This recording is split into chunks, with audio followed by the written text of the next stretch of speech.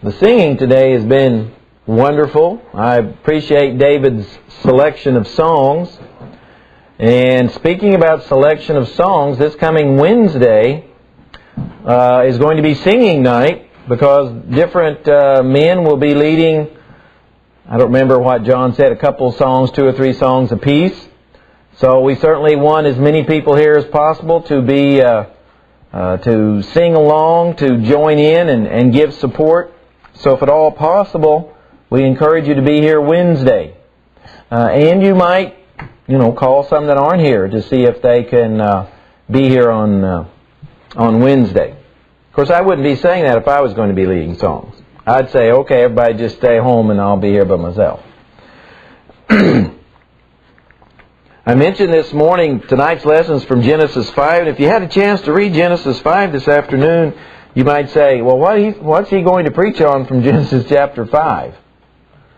But kind of embedded, especially in the genealogy, are some great principles, some great lessons, and hopefully we'll bring out some of those tonight. Remember Genesis chapter 4, we were introduced to the first murder. Cain murders his brother Abel, and we are told about the lineage of Cain and some of the people that came after him, and we'll mention some of those again tonight in making comparisons to Seth's lineage as well. So there's a lot to get from tonight's lesson from Genesis chapter 5. Verses 1 and 2. This is the book of the genealogy of Adam. In the day that God created man, He made him in the likeness of God. He created them, male and female, and blessed them and called them mankind in the day they were created.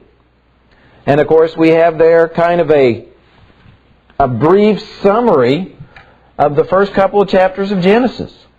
Because the culmination of God's creative acts, His creative works, was in the creation of Adam and Eve.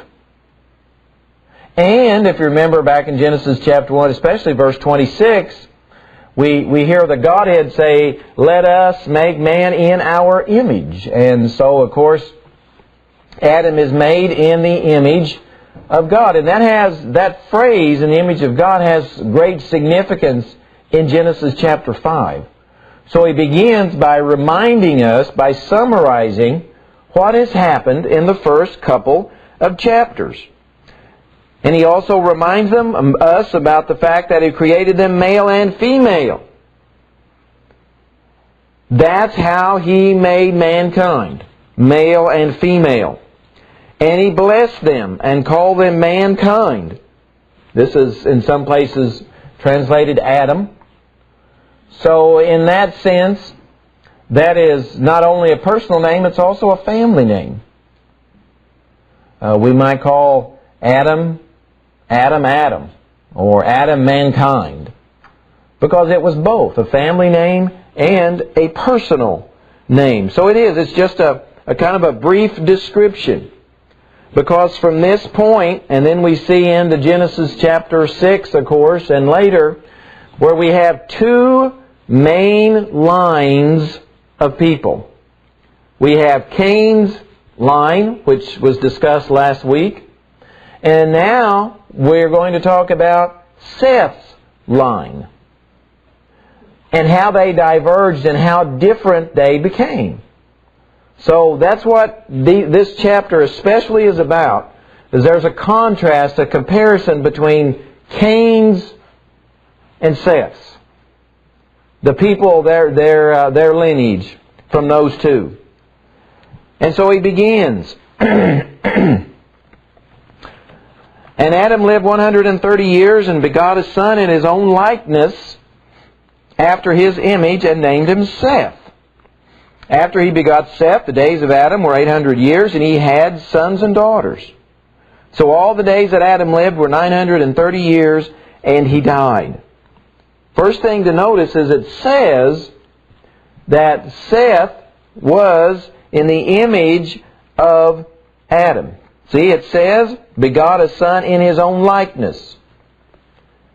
How was Adam made?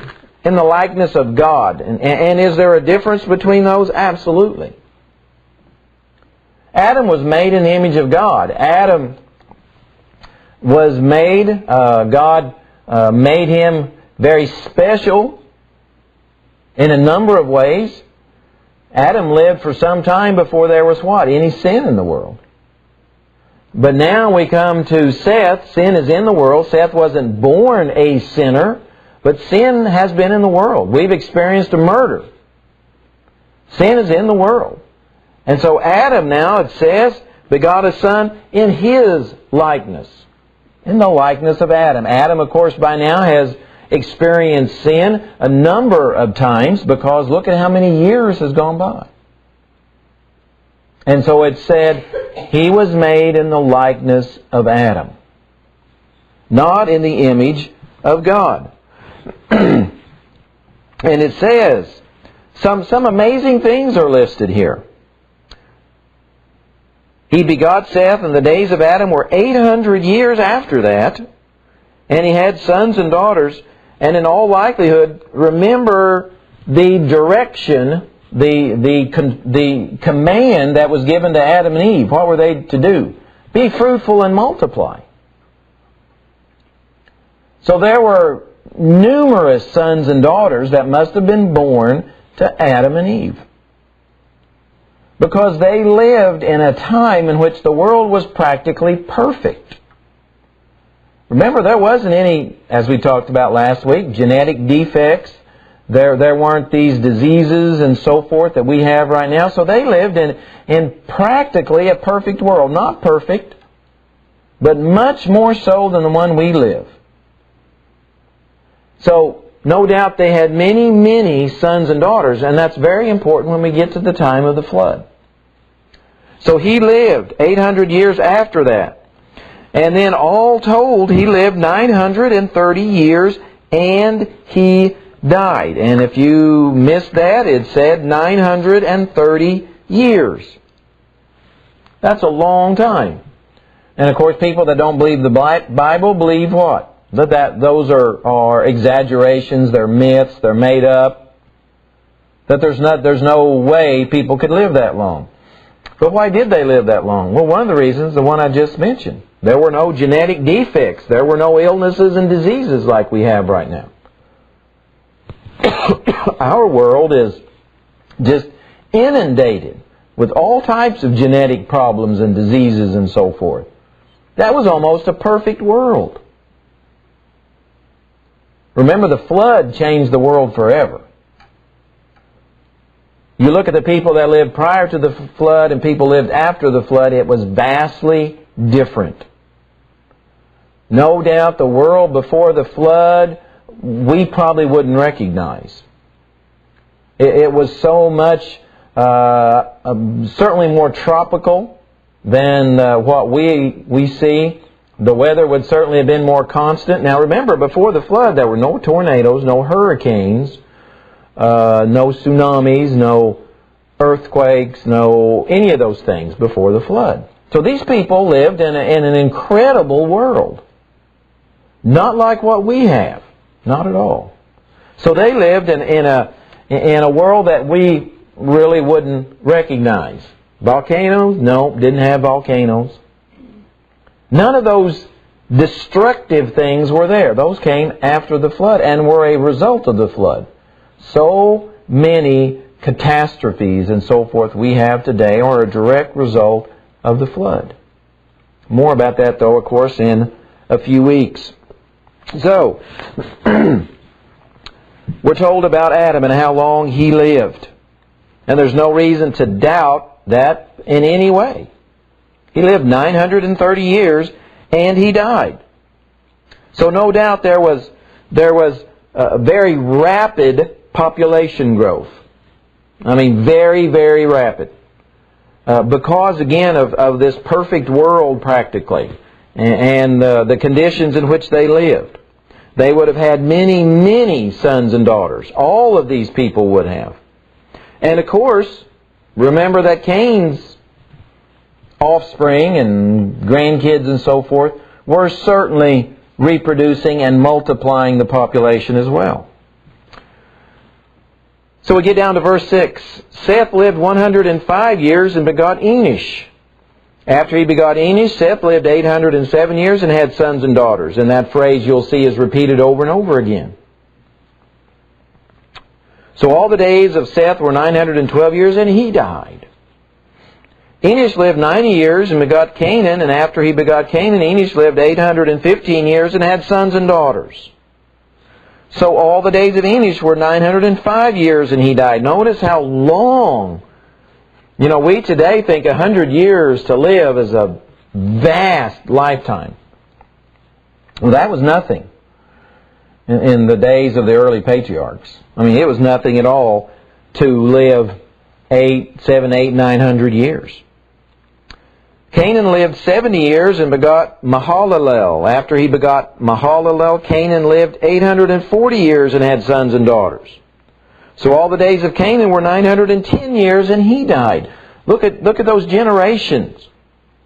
So just imagine how many children they no doubt had. They could have had children for years and years and years. Again, not like us today. We're very limited in our childbearing years. They weren't. They didn't have those limitations like we had. They were in such better physical shape than we are today.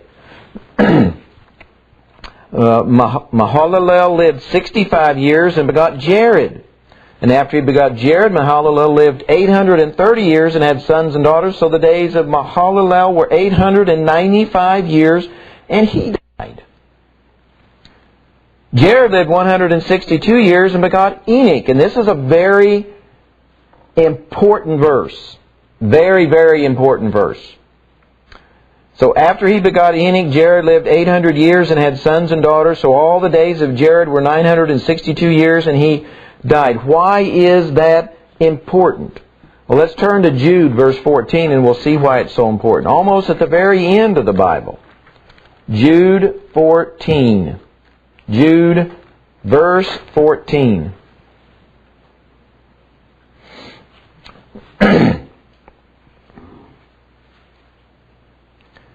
Jude 14 says this, Now Enoch, the seventh from Adam, prophesied about these men also, saying, Behold, the Lord comes with 10,000 of His saints. The seventh from Adam. You go back and read that genealogy. Adam's first, Seth, and so forth. And which one is Enoch? He's seventh in that list. So there's no reason, as many people do, assume that there were a lot of other people listed in those, that there were a bunch of gaps in there. No, Jude, by inspiration, remember who Jude was, the Lord's brother, by inspiration said that Enoch was indeed the seventh. And he was, just like Genesis chapter 5 says he was. So that verse is very, very important. It's another reason to believe the Bible. So we get to verse 21. Enoch lived 65 years and begot Methuselah. And of course, going back to early days when we were young, we know about Methuselah and who he was. And after he begot Methuselah, Enoch walked with God 300 years and had sons and daughters. So all the days of Enoch were 365 years. And Enoch walked with God, and he was not, for God took him. And here we have the first unusual person in this list. First of all, he didn't live 800 or 900 years, did he? Because God took him long before that time. He walked with God. He had a very deep personal relationship with God. Apparently different than any of the people prior to him. Certainly that's the logical conclusion. His relationship with God was deeper and closer than any before him. And because of that, the Bible says God took him. Took him. He was the seventh from God. The seventh from Adam. And it's interesting, if you go back and look at Cain's genealogy, The seventh from Cain was very remarkable. He was the one we talked about last time, Lamech. And he was one of the most horrible people in the Bible. So we see how those two lines are becoming so different. Seth's line and Cain's line. Seth's line are holy, spiritual people. Cain's line, very, very immoral and wicked people. Enoch had such a relationship with God that they were walking together, and God said, well, I guess it's just time. I'm just going to take you straight on to heaven.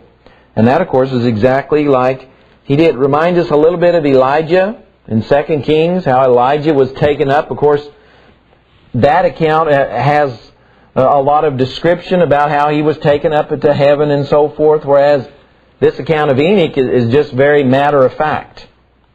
Enoch walked with God and he was not, for God took him.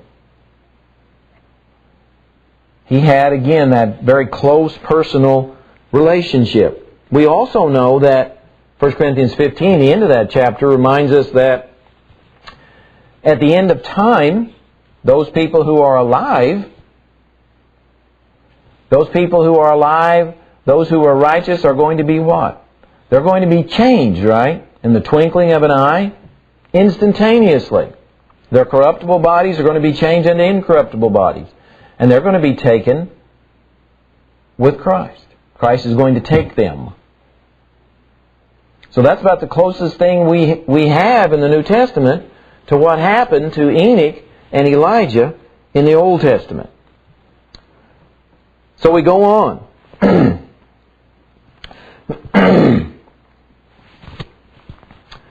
After he begot Lamech, Methuselah lived 782 years and had sons and daughters. So all the days of Methuselah were 969 years and he died. And of course we remember that from being young because he's the oldest one that is listed, isn't he? Lamech lived 182 years and had a son, and he called his name Noah, saying, "This one will comfort us concerning our work and the toil of our hands, because of the ground which the Lord has cursed." After begot Noah, Lamech lived 595 years and had sons and daughters. So all the days of Lamech were 777 years, and he died. And Noah was 500 years old, and Noah begot Shem, Ham, and Japheth. And of course, these two Lamechs that we mentioned are vastly different individuals. One was very evil, the one that came from Cain, whereas the one that came through the line of Enoch, Methuselah, apparently was quite holy. Enoch's translation, if you look at all the times and the when people were born and how long they lived and so forth, this is quite interesting because Enoch was taken, if you look at the times, about 1,000 years after creation. And that's approximate, obviously. Here are the people who were still alive when Enoch was taken. Seth was still alive. Yeah, Seth. He was still alive. Adam's son was still alive when Enoch was translated. Enos and Canaan and Mahalalel and Jared were all still alive. Enoch's son Methuselah was still alive. His grandson Lamech was still alive. But Adam had passed away. So of that list, Adam was the only one that had already passed away. These people lived such vast periods of time that sometimes we forget about all the others who were still alive. Adam's son Seth was still alive at that point. 1,000 years approximately after the creation of the world, Adam's son Seth was still living.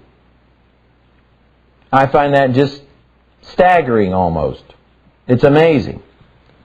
Methuselah, the one we talked about, living longer than any of the others we had listed. If you go back and look at the dates, he died the year of the flood. And it doesn't say he died in the flood, but he did die the same year that the flood came. So he either died before the flood, or he had became evil and died in the flood. But either way, Methuselah died the year of the flood. One other thing that is certainly interesting, of course, and that's about the introduction of Noah and what's said about Noah.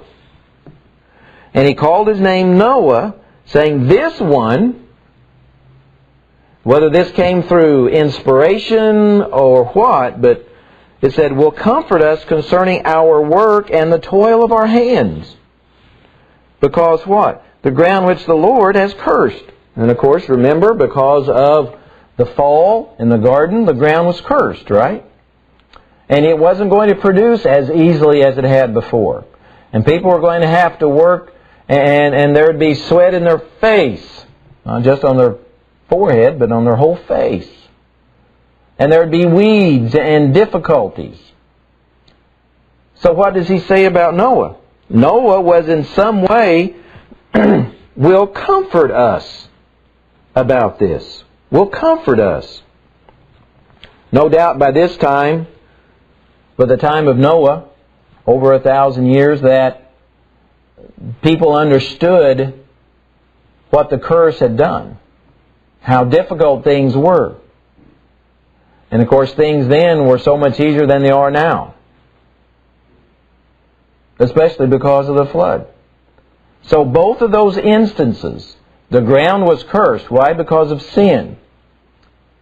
And our world today is so much worse after the flood. And why did the flood come? Because of sin. Sin's never done anything good for anybody or for the world.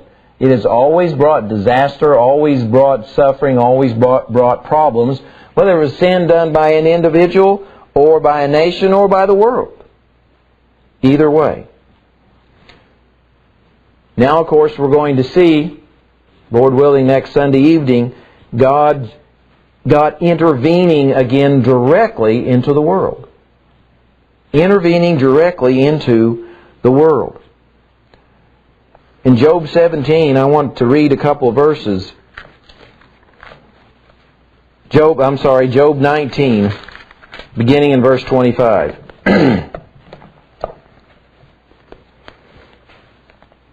Job certainly had his share of problems.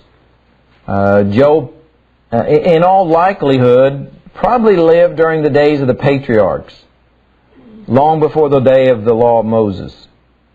He never mentions the law of Moses in the entire book. That's why people think he lived before the law of Moses. But anyway, Job 19, Job says something about himself, about life, about his soul. Notice what he says beginning in verse 25. Job says, "For I know that my Redeemer lives, and he shall stand at last on the earth. And after my skin is destroyed, this I know, that in my flesh I shall see God, whom I shall see for myself, and my eyes shall behold, and not another. How my heart yearns within me." How my heart yearns within me. It's certainly sad that as we're going to see the condition of the world, it gets worse and worse and worse until it gets to the point where God says, enough is enough. And the only alternative, the only option was to destroy the world because it had become so sinful. And here we have Job, who's looking at his life and the suffering that he went through and says, I know my Redeemer lives. See, Job trusted in God. Job knew that when this life was over, that he would be able to see God. And of course, that's our hope as well. Regardless of how difficult this world is, and it's very difficult, and it's difficult primarily because of sin. The next time flood comes, the next time we have a drought, the next time a hurricane strikes, the next time a tornado comes through, or a volcano explodes or whatever, erupts. Just think of one word, and that's sin. Because that's why they're there. Because of sin. That's why the world is in such the shape that it's in. That's why many people starve. Because of sin. Not personal sin, but because this world has been cursed due to sin. And it's been cursed many times. But we need to be like Job and say, I know my Redeemer lives. And because he knew that his Redeemer lived, he trusted in his Redeemer, that his Redeemer would do exactly what he said. Jesus said that I'm going to come again, and I'm going to come and take you so that you can be with me. And we as Christians are supposed to look forward to that time when he comes again. But the only way we can look forward to it is to be ready. Number one, we need to have been born again. Those who haven't been born again are not ready. And as we mentioned this morning, to be ready, we need to continue to confess our sins. Kill sin before we allow sin to grow and develop, because if we do, it turns into death. Tonight, as David leads us, think about whether you need to respond in any way. And if you do, we encourage you, we invite you to come as we stand and sing this song.